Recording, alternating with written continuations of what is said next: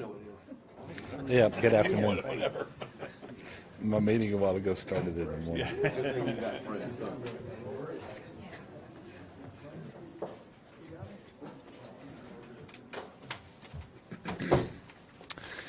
Good afternoon, everyone. I want to thank you for being here.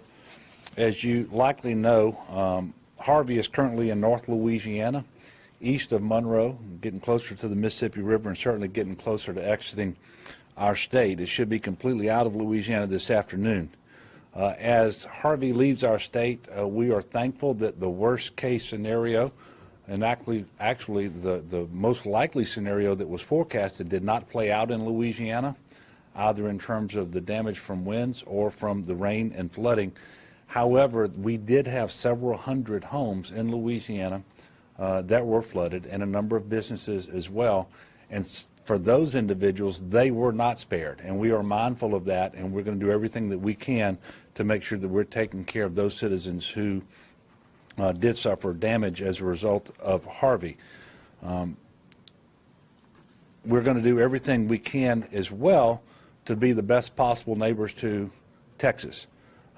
And in that regard, the communication, the coordination between the state of Louisiana, including myself, and the folks in Texas, and that includes direct communications with Governor Abbott, has been excellent. The situation has been very fluid, especially down in extreme southeast Texas, which has been cut off from the Texas authorities and response efforts because of the high water that's blocking the roadways that lead into the Beaumont, Orange, Port Arthur area.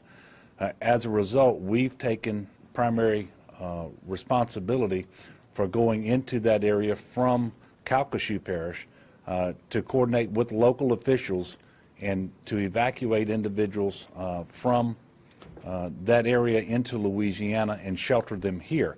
That started in earnest yesterday because of the flooding that happened night before last in that region with the extreme rainfall that they sustained, and that will continue today, and it will continue as long as we need to do that.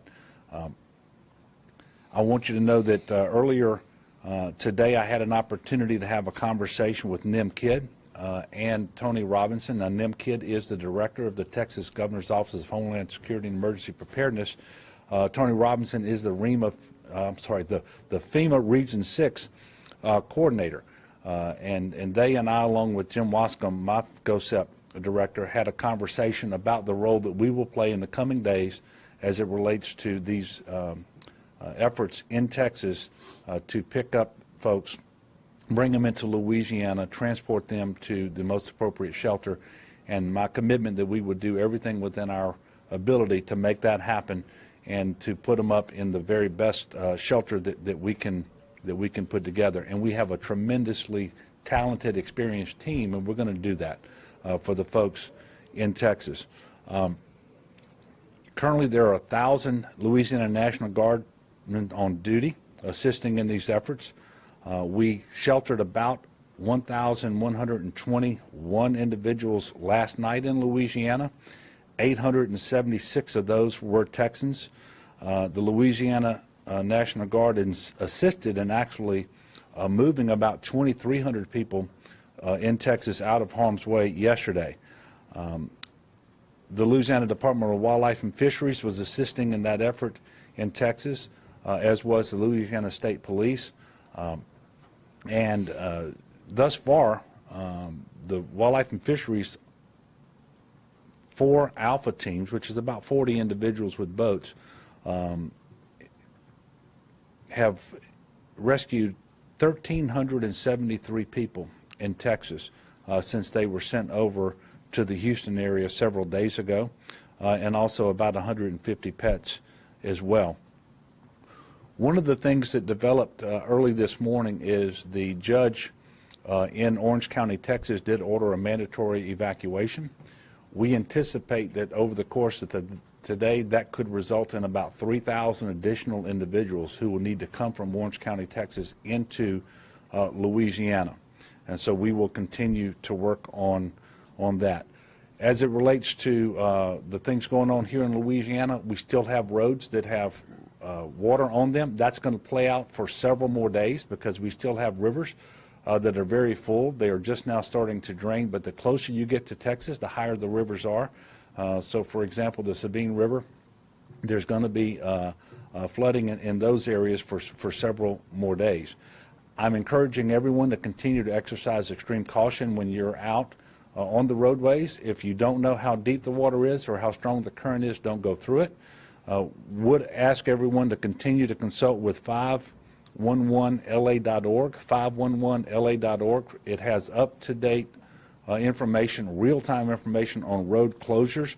That includes a link to see what's happening in Texas. There are thousands of roads closed in Texas. And so for traffic that is trying to get into Texas, they are asking that to the extent possible, all of that traffic go north onto I-20 and access Texas, or if you're going to traverse Texas, to do that on the northern side. If you look at that map with road closures in Texas, you'll see why that's important. We do continue to ask people to go to volunteerlouisiana.org to see how they can assist the people in Texas as they transition from response to recovery. And that is taking place in some places in Texas right now where they are moving from the response phase, meaning that there are certain areas in Texas that were impacted by Harvey, and there's no longer an ongoing threat to life or to property destruction there, and they are transitioning to recovery mode. But there are many other areas in Texas, around Houston, Beaumont, southeast Texas, where they're still very much in the response mode. But volunteerlouisiana.org is where you should go in order to participate in coordinated efforts.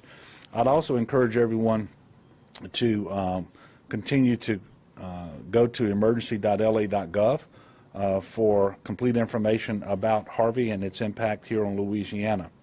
And today there are 16 parishes with school closures. There will be a handful tomorrow, but we expect for the most part all but just a handful of parishes will reopen their schools. All state offices are open today across the state of Louisiana. I do want to ask the people of Louisiana to continue to prepare. We are still in hurricane season, and in fact there is a Category 2 hurricane out in the Atlantic now, Hurricane Irma, that is tracking westward. And we don't know where it's going to go, but we know it has the possibility of impacting Louisiana in 10 to 12 days at a time when we certainly would not want it to impact us based on what's taken place most recently here in Louisiana with Hurricane Harvey. But we don't get to pick and choose those things, so we have to be ready. It is not too late to get a game plan, so I'd ask you to go to getagameplan.org. Make sure that you're prepared should Hurricane Irma or any other storm impact the state of Louisiana. Now, I'm going to be followed today by Bill Duran from FEMA, who will come up and give you an update. Then I will come back and take your questions. You can direct those questions to me or to any of these other fine individuals who are behind me working so hard, not just to take care of the folks here in Louisiana, but to make sure that we are taking care of the folks who need our assistance in Texas. And I'm very proud of the work that they are doing. Had an opportunity to get out to Orange, Texas yesterday and to see firsthand the effort that's taken place there. First of all, the amount of flooding and damage is tremendous, and it's devastation on a scale that we are unfortunately accustomed to here in Louisiana, or at least that we've seen before. But those individuals there really are, to a person, very thankful for the efforts that we are making in Louisiana to take care of them. But that wouldn't happen without dedicated professional people, whether it's the state police, the National Guard, wildlife and fisheries agents from Louisiana, who actually were partnered up with wildlife and fisheries agents from Florida yesterday in that area, fire marshals. You name it, we've got dedicated professionals who are doing a great job out there tending to folks in Texas while we continue to work with the people in Louisiana who've been impacted by this. So I'll come back after Bill in just a moment and take your questions. Thank you. Thank you, Governor. As always, appreciate the partnership. Know that FEMA is still here and focused on Louisiana. My responsibility is to this disaster that affected the citizens of Louisiana, and we're going to stand by to be able to do damage assessments along with the state as called upon, and to continue to process declarations as they come in, and are going to be focused on Louisiana. Even though our hearts go out to the folks in Texas, we still have a robust capability here, and still planning for other storms that are out there. As the governor mentioned, we have Hurricane Irma out there, so we're looking forward and planning for the worst case scenario as usual, and then hoping for the best. Thank you, Governor. Thank you. Before I take questions, I meant to mention this earlier.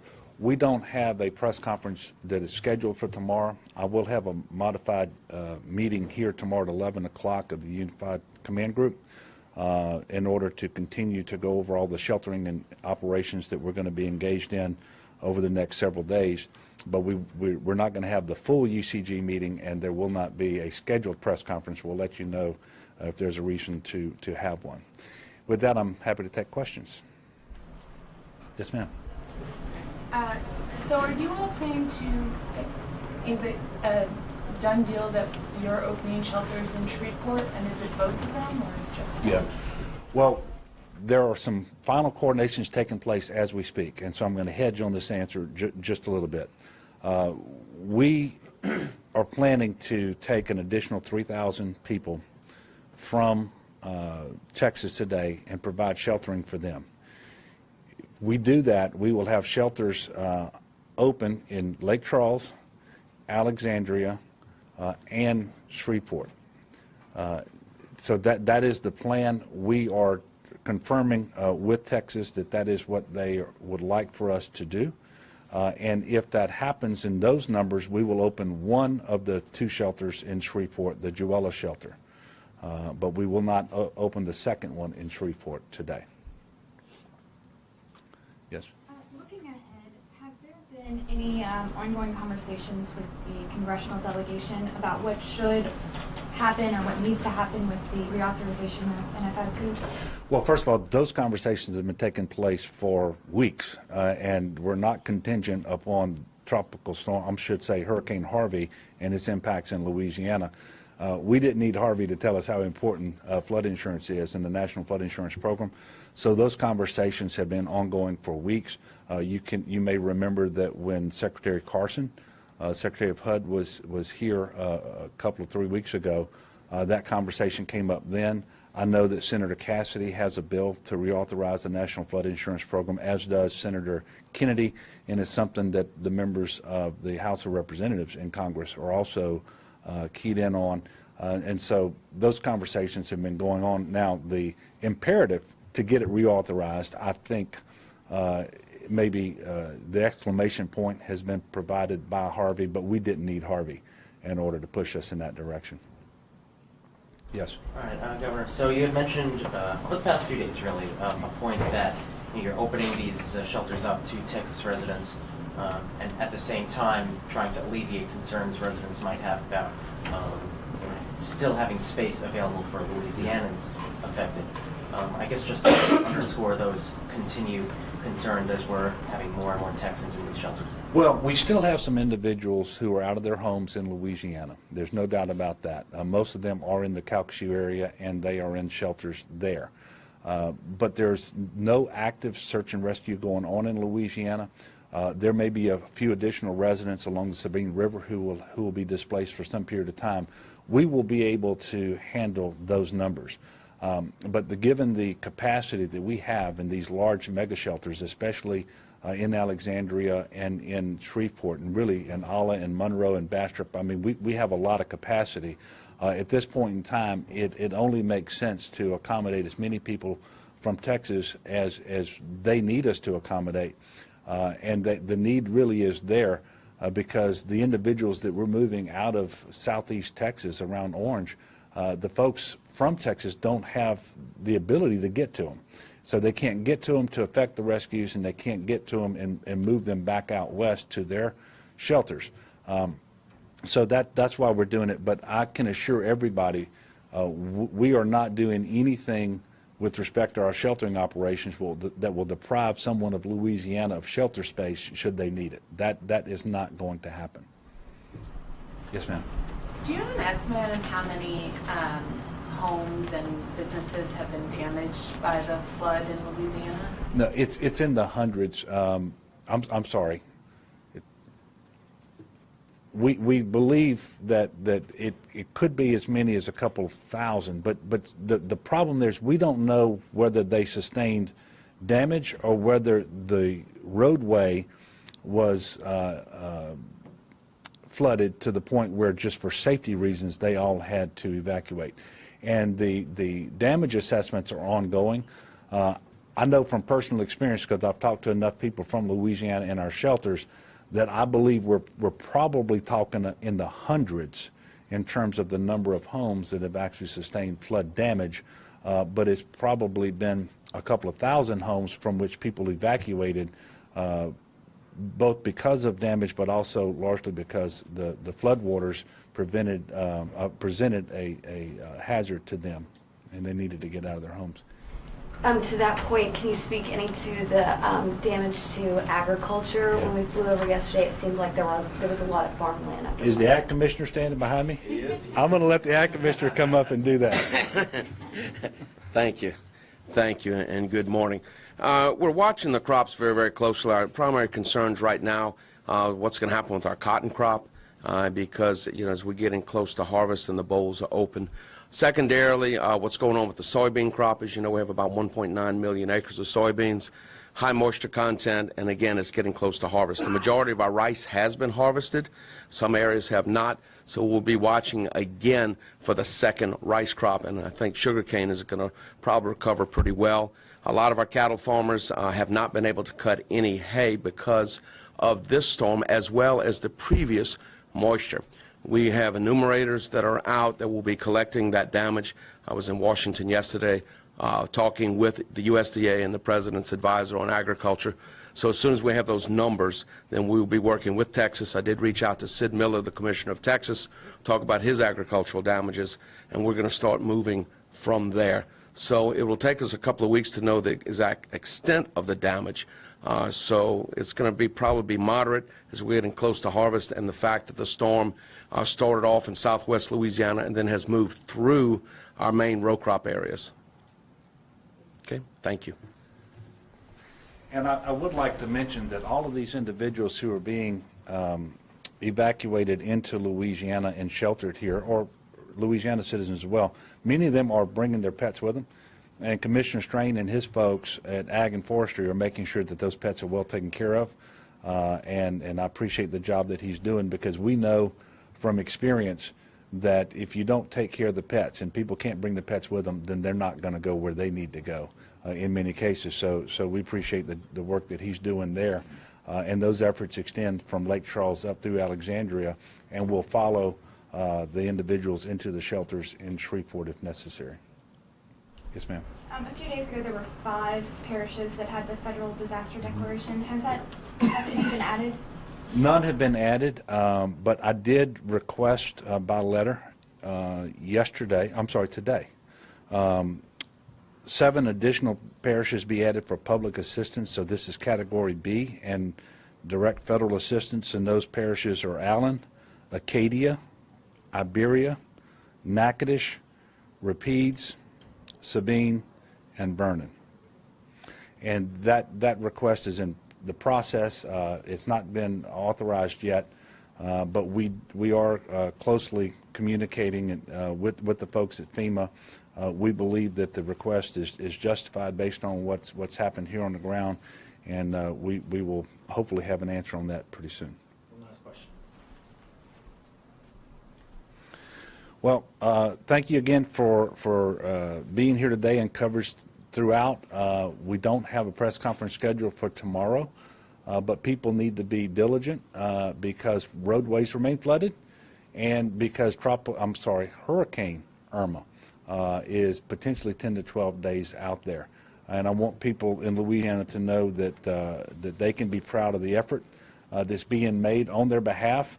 With respect to the folks here in Louisiana who were damaged by this storm, but also with respect to Texas And the governor of Texas asked me to personally to relay his appreciation and thanks, and that of the entire state of Texas, to the folks here in Louisiana who are doing so much to assist their citizens when they need it the most. Thank you all very much.